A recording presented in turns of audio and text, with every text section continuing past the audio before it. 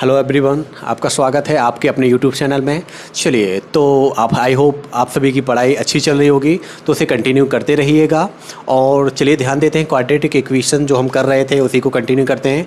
तो क्या दिख रहे हैं हम, क्वेश्चन नंबर फर्स्ट का जो फिफ्थ पार्ट है वहाँ पे क्या आगे मैंने 100x² - 20x + 1 = 0। इसमें हमें फाइंड करना है roots by the method of factorization. अभी फैक्टराइजेशन मेथड को पिछले कुछ क्वेश्चन में मैं आप लोगों को समझा चुका हूँ। चलिए तो आगे देखते हैं क्या है यहाँ पे। तो 100x² - 20x + 1, तो सबसे पहले इसका कंपेयर करते हैं quadratic equation ax² + bx + c = 0 से। ओके, ax ये होता है क्वाड्रेटिक इक्वेशन। ax² a = क्या हो जाएगा, 100 हो जाएगा, v = -20 and c = 1। Okay, a b c की वैल्यू 100 - 20 1। ओके, तो मैंने आपको इसमें क्या बताया हुआ था, a और c, ac का मल्टीप्लाई करने पे जो वैल्यू आती है उसको फैक्टराइज करते हो। फैक्टराइजेशन करने पे जो v का वैल्यू होगा वो एडिशन या सब्ट्रैक्शन करने पे वो वैल्यू आना चाहिए। चलिए तो देखते हैं a और c का जब मल्टीप्लाई यहाँ का इससे मल्टीप्लाई करते तो 100 × 1, 100 × 1 कितना होता है, 100 ही होता है। ओके, 100 है, कितना है हमारे पास में, 100 है। अब 100 को हमें कितना लाना है, 20 लाना है। एडिशन पे या सब्ट्रैक्शन पे कितना लाना है, 20 लाना है। तो 20 हम कैसे ला सकते हैं, जरा सोचिए। या तो फैक्टराइज करें इसको फुल, या तो हम अपने माइंड में थोड़ा सा सोच के देखें। तो सोच के देखने पे या पूरा फैक्टराइज करने पे अगर नहीं आता है आपको तो क्या करेंगे, हम पूरा फैक्टराइज करेंगे। फैक्टराइज करने के बाद हम ग्रुप बना के देखेंगे, और ग्रुप्स बनाने के बाद में हमें पता चल जाता है कि ये 20 किस तरीके से आ जाता है। ओके, तो देखेंगे जैसे हमने 2 से फैक्टराइज किया है इसको, 2 से कितना हुआ, 2 5 जा, यानी कितना 50 टाइम्स हो गया। 2 से किया, 2 से कितना हो गया, 2 से अभी 25 टाइम हो गया। ओके, 5 से करेंगे तो 5 5 जा, और 5 से किया तो 5 1 जा, तो अभी कितना हुआ, 5 × 5 × 2 × 2। हमें कहाँ, अब देखो, अब इसमें हमें समझ आ गया होगा कि किस तरह से हमें एडिशन या सब्ट्रैक्शन करने पे कितना मैंने बताया 20 आना चाहिए। तो देखेंगे 5 × 2 कितना हो गया, 10 हो गया, और 5 × 2 कितना हो गया, 10 हो गया।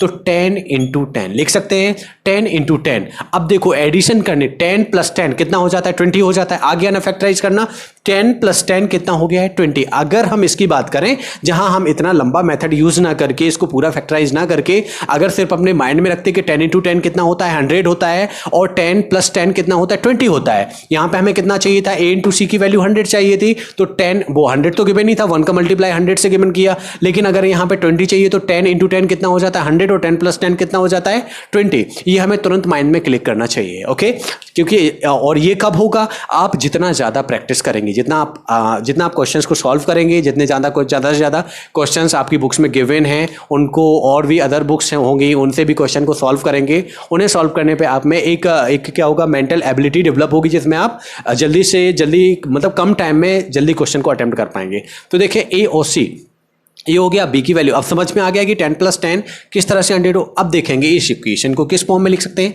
100x² माइनस, अब 20 को क्या लिखेंगे हम, 10 + 10, क्या लिखेंगे, 10 + 10 x + 1 = 0।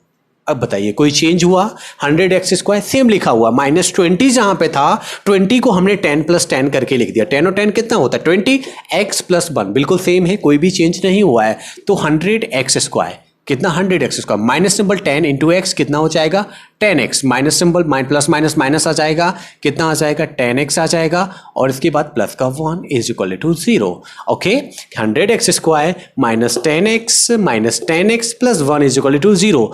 अब हम देख रहे हैं, अब क्या करना है, हमें कॉमन करना है। अभी फैक्टराइज कर चुके हैं, फैक्टराइज के बाद क्या करेंगे, कॉमन करेंगे। तो यहाँ पे देखेंगे 10 × 10 100, x भी है, यहाँ पे भी 10x है।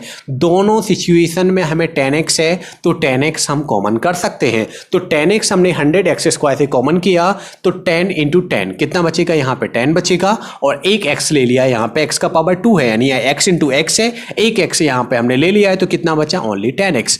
अब माइनस 10x से 10x गया तो कितना बचा, 1, क्योंकि किसी भी नंबर में 1 का मल्टीप्लाई होता है तो क्या आ जाएगा, 10x ही आ जाएगा। अब माइनस सिंबल आएगा यहाँ पे, अब -10x + 1, इसमें क्या कुछ कॉमन कर सकते हैं, नहीं कर सकते, तो कितना लिखेंगे, 1 ही कॉमन करेंगे। 1 किया तो यहाँ पे आ गया 10x, बट यहाँ पे माइनस प्लस सिंबल क्या आ जाएगा, माइनस आ जाएगा, और माइनस का 1 = 0। अब देखें यहाँ पे माइनस हुआ तो वो कैसे हुआ, माइनस, चलो अच्छा इसको रिवर्स करते हैं। रिवर्स करने पे जैसे -1 का मल्टीप्लाई 10x से हुआ तो कितना आ जाएगा, -10x, माइनस माइनस यहाँ पे क्या होगा, प्लस आ जाएगा। देखो माइनस माइनस क्या, प्लस, और 1 का मल्टीप्लाई 1 से कितना, 1, देखो करेक्ट है, कोई इशू तो नहीं है यहाँ पे कि क्यों यहाँ पे माइनस आया, क्योंकि माइनस प्लस होता क्या है माइनस। ओके क्लियर है।